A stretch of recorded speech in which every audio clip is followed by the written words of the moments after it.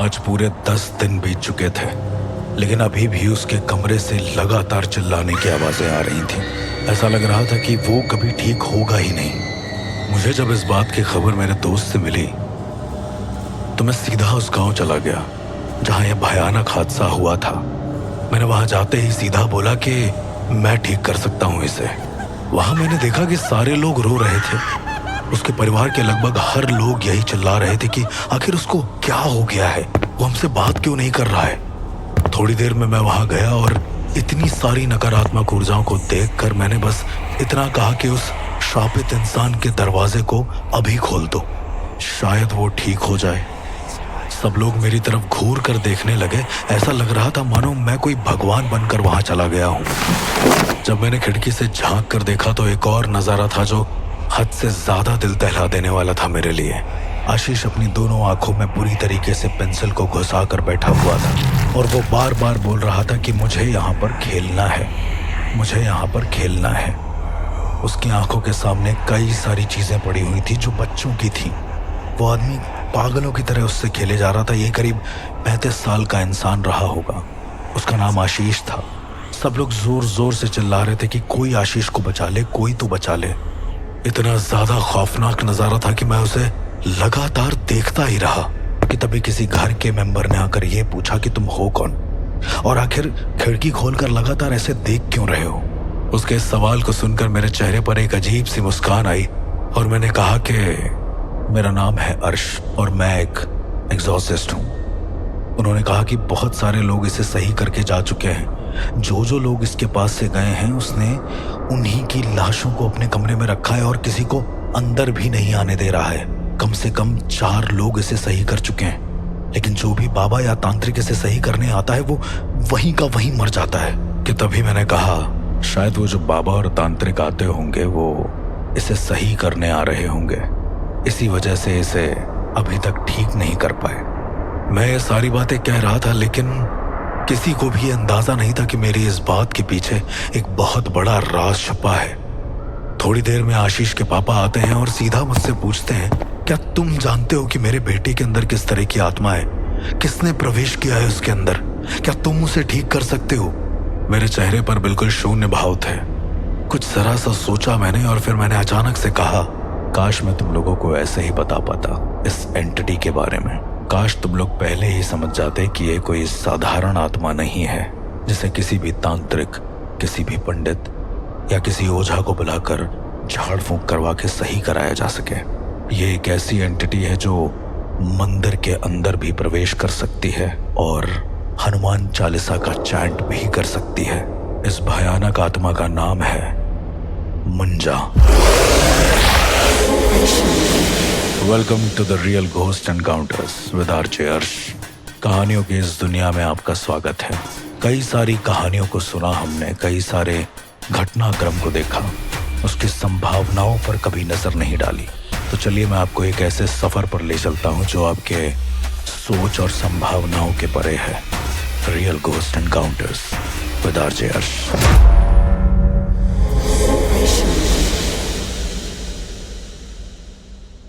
ये पता चलता है कि वो एक मुंजा है।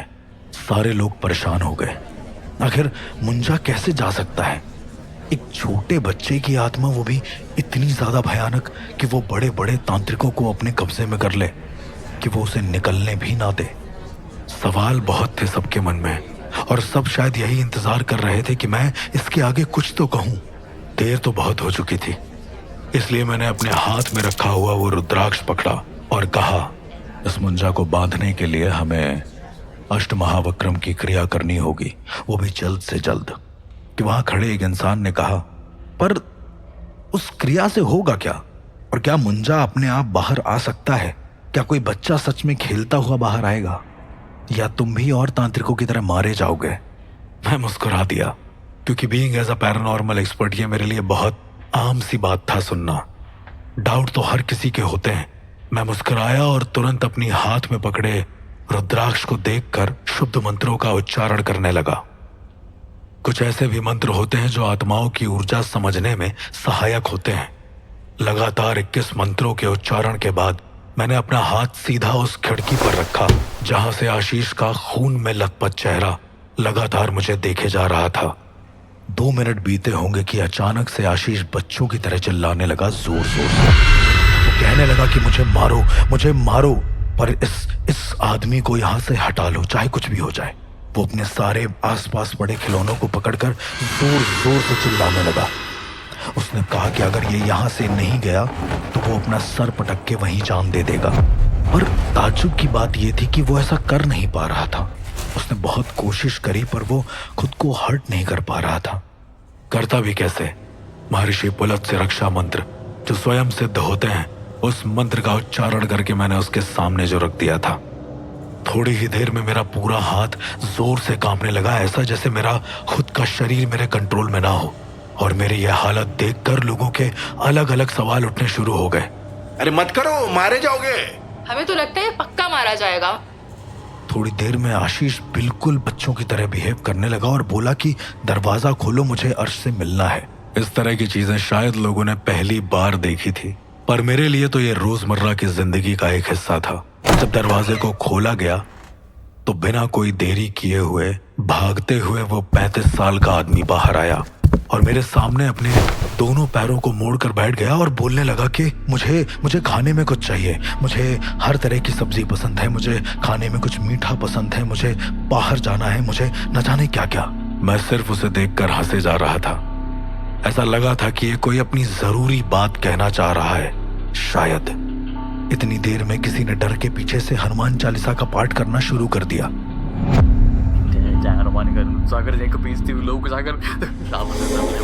कहते हैं कि कोई कोई आत्माएं ऐसी भी होती हैं जिन पर किसी भी मंत्रों का फर्क नहीं पड़ता। मैंने जैसे ही सुना कि कोई हनुमान चालीसा जैसा पवित्र उच्चारण कर रहा है, मैंने तुरंत उसे रोकते हुए कहा, रुक जाओ, इससे कोई फायदा होगा नहीं। तुम्हारे किए गए सारे मंत्र इस पर विफल हैं, क्योंकि ये मंजा है। जितनी देर में मैं उसे रोक पाता, मेरे सामने बैठे आशीष ने खुद एक बच्चे की आवाज में हनुमान चालीसा का उच्चारण करना शुरू कर दिया। एक आदमी जिसकी उम्र 35 साल है, वो आदमी एक बच्चे की आवाज में हनुमान चालीसा का चैंट कर रहा है।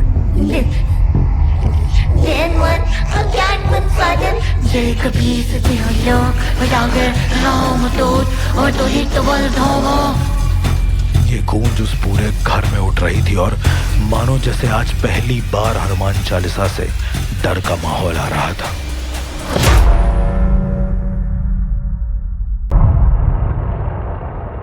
हनुमान चालीसा आज पहली बार इतनी ज्यादा डरावनी लग रही थी कि कोई भी उसे सुनने को तैयार नहीं था। जरा सोचिए कि एक ऐसा कमरा जहां पर एक छोटा बच्चा हनुमान चालीसा का चैंट कर रहा हो और लगातार वहां से डरावनी आवाजें आ रही हूं। शायद आपको हनुमान चालीसा भी डरावनी लगने लग जाए। ये सारी चीजें हो ही रही थी कि मैंने उससे कहा कि यहाँ डरने की जरूरत नहीं है, बस जितने भी लोग हैं सब लोग अपनी मुट्ठी बांधें और अपने आंखों पर रख लें। कहा जाता है कि जब आप ऐसे मुट्ठी बांध कर अपनी आंखों पर रखते हैं तो आप नजरबंद हो जाते हैं और किसी भी तरह का काला जादू आप पर काम नहीं करता है। मुझे लग रहा था कि मेरी इस प्रक्रिया से केवल चीजें शांत नहीं होंगी, तो मैंने भी कुछ रक्षा मंत्र पढ़कर घर के हर एक इंसान के ऊपर रख दिया ताकि हर एक इंसान सेफ रहे। दरअसल ऐसी सिचुएशंस में कभी कभी हमें घर वालों को सेफ करना पड़ जाता है, खासतौर पर तब जब आपका सामना एक ऐसी ऊर्जा से हो जो खुद हनुमान चालीसा रिसाइट कर रही हो। थोड़ी देर और बीतती है और आशीष मेरे सामने अजीब अजीब हरकतें करने लगता है। वो मुझे बार बार ये कहता है कि मैं भी उसके साथ ये पाठ करूं, क्योंकि ये पाठ बहुत अच्छा है। मैं खुश तो हो गया था। मुझे लग रहा था कि अब शायद मुंजा अपने असली रूप में आने वाला है, पर कभी कभी जैसा हम सोचते हैं चीजें वैसी होती नहीं है, उससे बहुत अलग होती हैं। मैंने अपना रुद्राक्ष निकाल कर उस आशीष के सर पर रखा और वो हंसने लगा जोर से। उसने मुझे बड़े ही अजीब से स्वर में पूछा कि ये तुम्हारे गुरु ने दी है ना? कितनी मालाएं हैं ऐसी तुम्हारे पास, मुझे बता सकते हो? उसका बोलना बहुत ही आम इंसानों की तरह था, पर उसकी आंखें सब कुछ बयां कर रही थी कि शायद वो अगर उसे मौका मिलता तो मुझे वहीं का वहीं मार डालता। उसने हंसते हुए मुझसे कहा कि इसी माला से तुम्हारा गला घोट सकता हूं मैं, पता है ना? बोल। उसके शब्द और उसकी आंखें कुछ और ही बयां कर रहे थे। लेकिन उसका शरीर ये बता रहा था कि वो शायद दुख में है, बहुत ज्यादा परेशानी में है। और इससे पहले कि मैं कुछ और कह पाता उसने जोर से मेरा हाथ पकड़ लिया और वो छोड़ने का नाम ही नहीं ले रहा था, ऐसा जैसे वो मुझे वहीं का वहीं मार डालता। कि तभी मेरे इशारे पर वहां के कुछ लोगों ने उस आशीष को जोर से पकड़ लिया और मुझसे कहने लगे सब कि यहाँ से चला जाऊं वरना मेरी मौत निश्चित है। मैंने बोला कि आशीष जिस कमरे में था, जिस कमरे में उन 4 तांत्रिकों की लाशें पड़ी हुई थी, वापस से उसे उसी कमरे में डाल दिया जाए, क्योंकि जब वो उस कमरे में जाएगा तो ही शायद मैं उसका असली रूप देख पाऊं। एक बार मुझे इसका असली रूप देखना जरूर है। दरअसल कभी कभी आत्माएं अपने असली रूप में नहीं आती, वो हमेशा किसी का सहारा लेती हैं अपनी चीजों को बताने के लिए। यहाँ पर आशीष का सहारा उस मुंजा ने लिया, लेकिन वो कुछ तो ऐसा था जो मुंजा कहना चाहता था। उसे जबरदस्ती पकड़कर वो लोग उस कमरे में ले गए और जब मैं उस कमरे के अंदर गया, वहां का नजारा देखने लायक था। वहां का नजारा सोच और समझ के परे था। जैसा मैं हमेशा कहता हूं कि ये पहली बार कोई ऐसा एनकाउंटर था जहां पर मुझे लग रहा था कि कहीं साइकोलॉजी इन्वॉल्व नहीं है, कहीं पर साइंस इन्वॉल्व नहीं है। कमरे के अंदर घुसते ही मैं क्या देखता हूं कि एक तांत्रिक ने अपना गला बुरी तरीके से रेत रखा है और वो मरा पड़ा है। दूसरा तांत्रिक अपने ही चिमटे को अपने मुंह के अंदर जोर से घुसा रखा था ताकि वो मर सके। वो अधमरी हालत में था, कुछ बोल रहा था पर उसे मरे के समान ही समझो।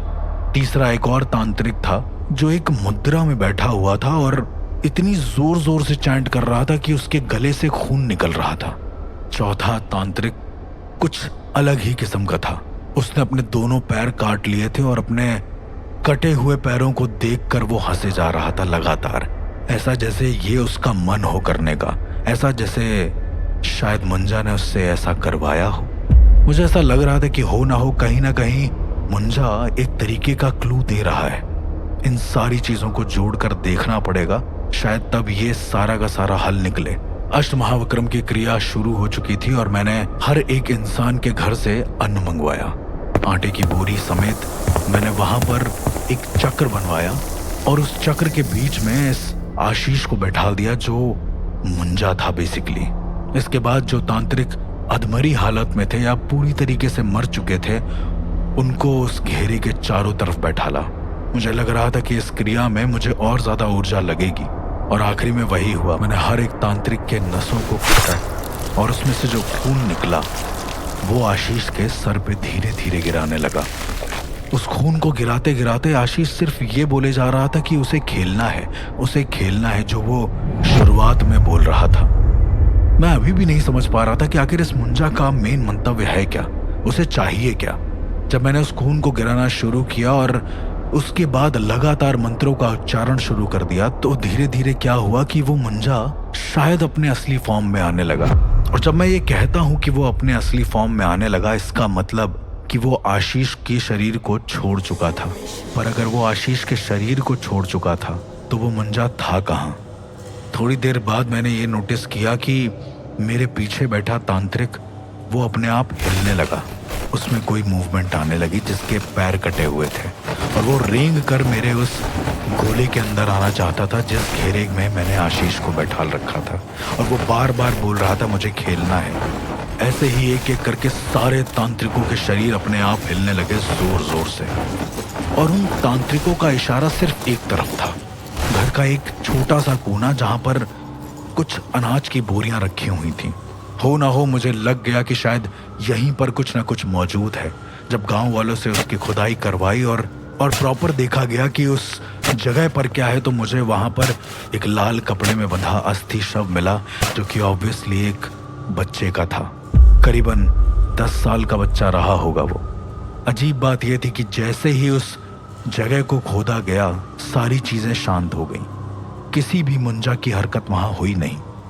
उस लाल कपड़े को खोला तो उसके अंदर किसी के बाल पड़े हुए थे और एक जनेऊ पड़ा हुआ था जो बड़ा अजीब लग रहा था देखने में, पूरा खून से तना हुआ। मैंने पूछा कि ये घर में ये जगह किसकी थी और ये क्या था। थोड़ी देर के बाद एक इंसान रोता हुआ आया, जो शायद आशीष के ही चाचा थे या कोई थे, जिन्होंने मुझे शायद जाने से रोका भी था कई बार। वो रोते हुए कहते हैं कि मैंने ही अपने बच्चे को मारकर यहाँ गाड़ दिया था। और आशीष की पूरी संपत्ति मुझे मिल सके, इसलिए मैंने उसके बाल को इस अस्थि शव के साथ मिलाकर यहाँ पर एक क्रिया कर दी थी, जिससे ये जगह मैं मुंजा को दे सकूं और ये पूरा घर मेरा हो सके। दरअसल ऐसा होता है कि मुंजा कभी सिद्ध होता नहीं है और ये उनके चाचा को पता था नहीं। मैंने उनको जैसे ही ये बात बताई, उनका शरीर ऊपर से नीचे तक कांपने लगा। वो दौड़ते हुए अपने कमरे में गए और अपने कमरे का दरवाजा बंद कर लिया। शायद इतना गिल्ट रहा होगा। कई लोगों ने दरवाजा तोड़ने की कोशिश करी पर कोई हल नहीं निकला और अंत में जब दरवाजा तोड़ा गया तो उनकी पंखे से लटकती हुई लाश पाई गई। शायद गिल्ट में आकर उन्होंने खुद को हमेशा के लिए मार डाला। कई सारी ऐसी भी कहानियां होती हैं जहां पर हमें ये नहीं समझ में आता है कि हम क्या गलत कर रहे हैं, क्या सही कर रहे हैं। बस अपनी लालच में हम कुछ भी करने लगते हैं। ऐसे ही और किस्सों को जानने के लिए सुनते रहिए real ghost encounters with RJ Yash. जल्द लौटेंगे एक और नई कहानी के साथ। तब तक के लिए डरना मत, क्योंकि वो होते हैं।